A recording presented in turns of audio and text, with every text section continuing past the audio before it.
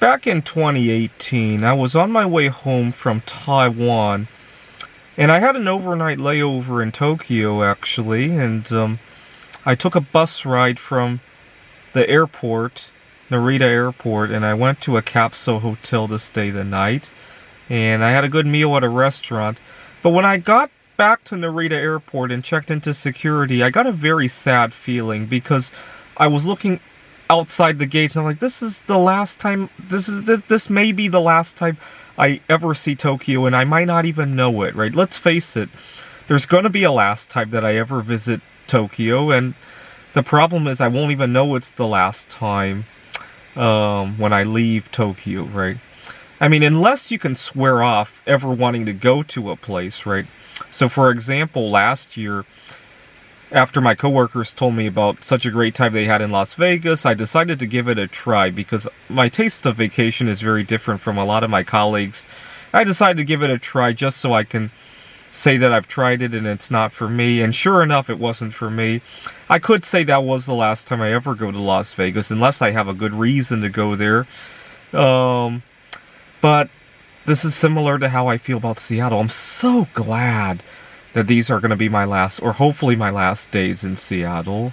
I can't see much of a reason to come back here unless I have one of my computer gaming conferences, or maybe a layover in Seattle. I mean, it is a big airport. But other than that, I'm so glad I'm so done with Seattle. And I've never felt that way about any other place that I've lived. I didn't feel that way about Rochester, New York, for sure. I did feel about that way for New York City to some extent. Definitely didn't feel that way about the Rocky Mountains where I lived during the pandemic. I mean, every time I leave the Rocky Mountains, or if I eventually do move out of Phoenix again, or I leave one of my favorite vacation destinations, I get this solemn feeling that it may be the last time I might not even know about it. Now, Seattle left a big distaste in my heart this year because of a situation I had at work.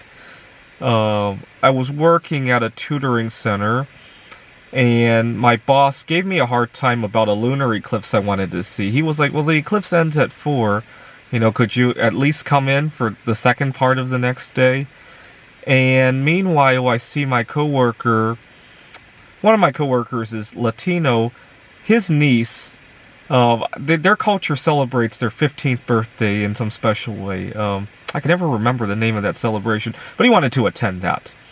And then I see another coworker of mine attend. She's in college. She was attending her brother's high school graduation. Don't get me wrong, those are worthy things to attend to. But I think my boss just sees the lunar eclipse differently, with different colored glasses, if you will. Now, that might be a minor issue, but take that a step further, I think differences in life color performance reviews. They color how much we're worth, and it really bothered me that he would color things differently just because of his own experiences in life, and it really bothered me. Let's say that. And I swore off of wanting to live in Seattle after that.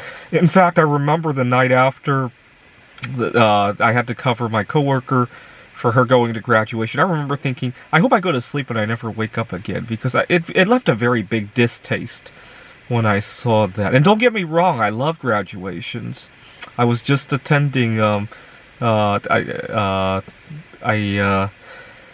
my first cohort of students as a professor at Washington Technology University. They just graduated, and I attended to that. And I love graduations, but just not when they come in a different light, right? Alright, so for once, I'm so glad I'm leaving a city. I've never felt this glad to be leaving someplace. And this is one of those cities, if I never see Seattle for the rest of my life, all the better.